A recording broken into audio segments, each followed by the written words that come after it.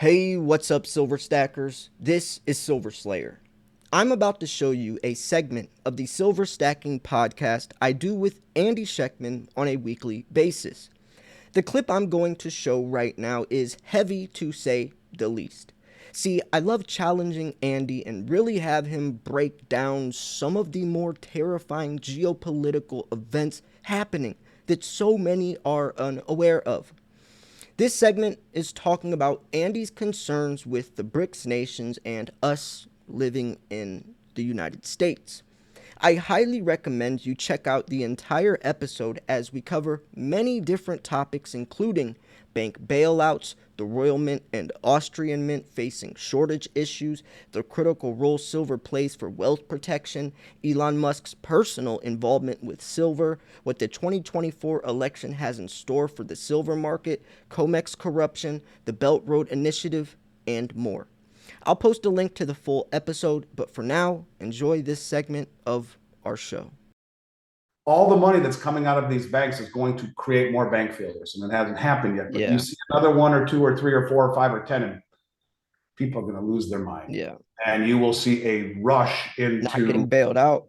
right, and a rush into tangibles and a rush into anything, including the Yeah. big five or six banks that will really reshape the way things are done in this country. I always tell people, I think it's so funny that these types of people literally need a bank to collapse for them to finally say, okay, maybe I'll go to precious metals. Like the ultimate worst case scenario has to happen, and it's insane that people don't prepare or acknowledge the red flags or warning signs. But it's just how it Amazing. is. It's Yeah, such sound advice right there. It yeah, is. Buy gold and silver. It's wealth, and it will protect you for the big picture. And I meant that. I do mean that. And now we're seeing things, massive demand coupled with supply that is beginning to be curtailed. And when you see these mints run out of product, it's game over in terms of supply, because one of the reasons that they say there's no metals market, or no bull market rather, like a metals bull market, is because the others are centered around greed. And again, greed is not really what I mean. It's just the way to describe it. Making money, you want to profit. right. That's what is the motivation for most investments. This isn't. And that's why I am very adamant about always saying that what we sell is wealth. It is not an investment. It will make you wealthy if you own Yes. enough of it. It will perform like an investment, especially in the case of silver, but it is historical wealth. My buzz phrase that I always use has lived through two world wars, German hyperinflation, the Great Depression, every pandemic, and everything the frickin' world has thrown at it. And it's still the only asset that the central banks around the world own and are accumulating, all of them. And it's wealth. And I think that that is what has been missed, to your point at the beginning of this conversation. What does it take for people to wake up? And the reactionary attitude of the people in this country is what will be their undoing. They will not be prepared at the last minute. It's as if, oh, let's just slow the Titanic down a little bit before we hit the iceberg, so everyone can blow up their life raft. No, it's too late if you haven't already prepared. It's getting to that hour. And when you see these mints going on allocation, when you see the Canadian Mint saying, sorry, we've overcommitted and aren't able to deliver what we thought we could, when you see the fact that in a bull market like this, no one sells when the prices go higher. That's the difference. Right. Because additional investments, when the prices go way up, you're supposed to sell and play with the house's money and redeploy. But here, the rising price only seeks to legitimize people's Yeah. concern to begin with. See, I told you that it's getting crazy out there, man. And I'm not selling. In fact, I'm going to double down. That's the way it is. And that's why they say there is no bull market like a metals bull market, because it feeds on itself out of concern. And I'll tell you, I've never been concerned in 33 years in doing this until right now. I mean, the things that are happening right now that are being ignored by the media is unbelievable. I mean, the media hasn't said a word about the fact that the only adult in the room, for the first time in 5 centuries, the West is not involved in mediations, and you have China striking through a broker deal peace accords between Saudi Arabia and Iran, mortal enemies, Sunni and Shiite. They're now building embassies in each other's countries. They are shaking hands and agreeing to mutual beneficial relationships that, I always say, my enemy's enemy is my friend. Who brokered this deal? China did. Iran and Iraq, in a broker deal between China, for the first time ever, building a railway between the two countries. Mutual beneficial against a common enemy or a common cause, and that is the Western hegemony. This is their one shot, and they know it. And what is happening outside the country, with countries like China going in and building infrastructure in all of these countries, building ports and bridges and roads and railways and refineries and oil and gas rigs and gold and silver mines, and whatever they're doing it not only for their own benefit, but for the country whom they're helping industrialize and bring into the middle class, give their poor people a chance for prosperity and middle class, and the things that the West have taken for granted for a long time. They're helping these countries do it. And when we see Mexico formally apply to the BRICS, freaking Mexico formally apply to the BRICS, think about that for a second. Rumor is Japan is contemplating joining Wasn't BRICS. Japan part of the G7? Yes, yes, and they are talking, as is Australia and New Zealand, contemplating joining the BRICS. And yes, our allies and even those who are part of the G7 are contemplating joining the BRICS. And this is becoming an issue where you can see this formation is growing by the day. Unfortunately, most of the people in this country don't see outside the borders, and they're not looking, and they're everything that's wrong.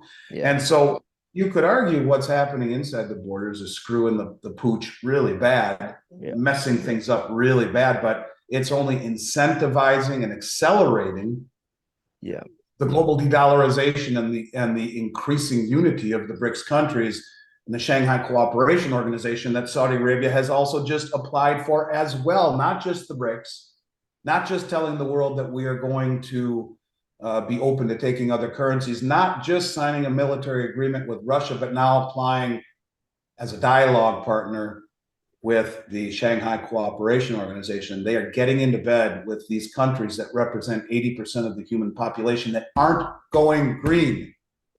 And when they say to the West, we are no longer taking dollars for oil, bang, like that, shit gets real. And the dollar collapses, creating a tsunami of inflation that hit our shores, interest rates spike, and assets, all of them that are inversely correlated to this spike, that being stocks, bonds, and real estate, collapse. It's the Great Reset. These are the things that people need to understand. These are the reasons that I come on your show and talk about buying silver. It is not to get rich. It is to protect yourself, because the biggest money in the world is doing it. And why else would the central banks buy more gold than at any time since 67, the second most in history? And if you look at the January numbers that just came out, 197% increase month over month from December to January. They're doubling down.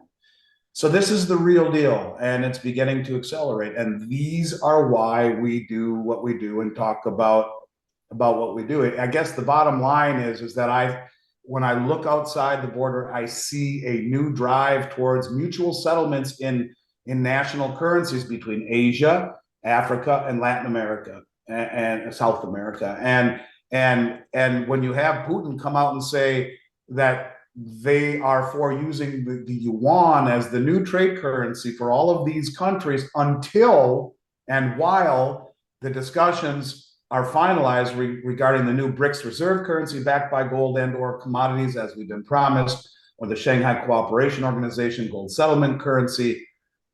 Any way you look at it, they're all moving away from the dollar. And then one piece that just happened the other day, and I don't know if you've noticed this, but I don't know if you're able to add this in later to this conversation, but the president of Kenya just struck a deal with the United Arab Emirates and with Saudi Arabia to buy their oil only in Kenyan shillings, not in dollars. Now, Yeah, if you ever play the game of Jenga, in and of itself, that means nothing. It's just another Jenga piece until all of the Jengas collapse, right? It's another piece in the Jenga puzzle. But what he did say, and I would suggest everyone go listen to it, and it's in the first 30 seconds. I don't know if I you can think put it my in. moderator sent me that and told me that earlier today. So Yeah, and he basically, and you have to put the transcription in there because his English isn't very good. And he basically says, "Is I have advice for all of you people who hold dollars. You may want to go see the nurse," and which was kind of weird. I think his English isn't so great, but basically what he is saying is because in the next few weeks things are going to be very different in this market. Now I don't know exactly what that means, but he was intimating to get out of dollars. For those of you holding dollars, you may want to go see the nurse, he says, because in the next few weeks this market will be very different.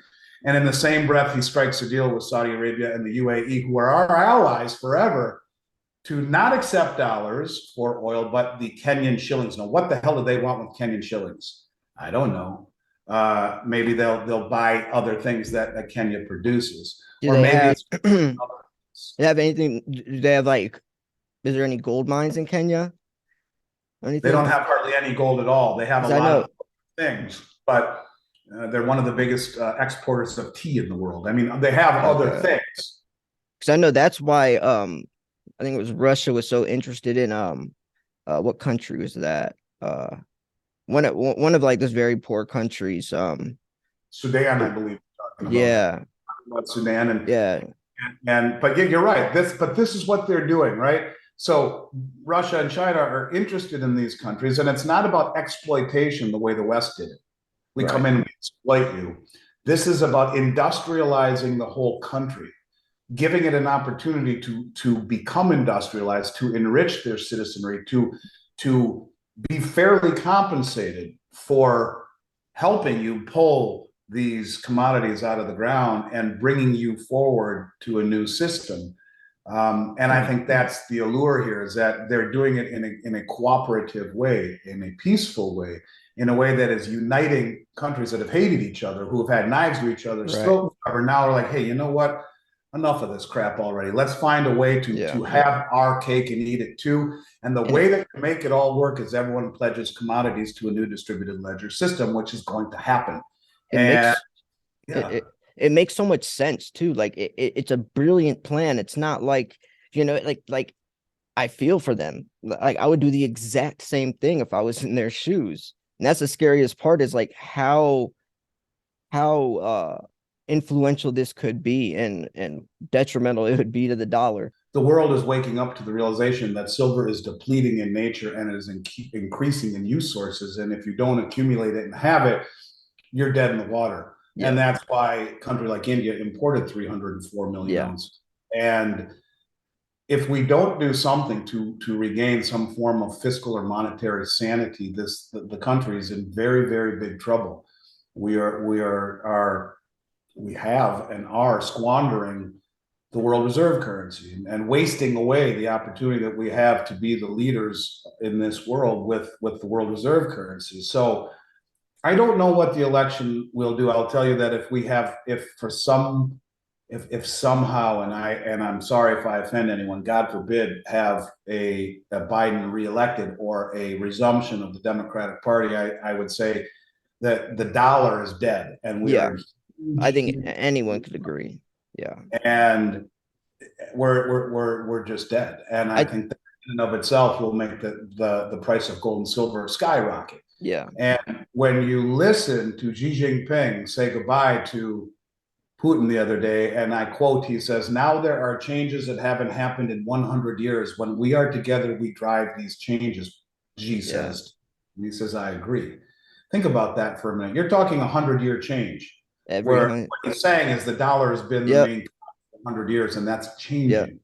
You leave more of this administration and their woke, stupid, ill-advised monetary and fiscal policy and stupid um, uh, foreign policy in charge for another 4 years, and God help the United Yeah. States. And the dollar is dead. And when you look at gold and silver, don't think of them as rising. Think of them sitting on a bathtub ledge, not moving. Right. And you pull the plug of the water And underneath it, which everything else. represents the dollar, Oh, I and like that. That's a says great, yeah.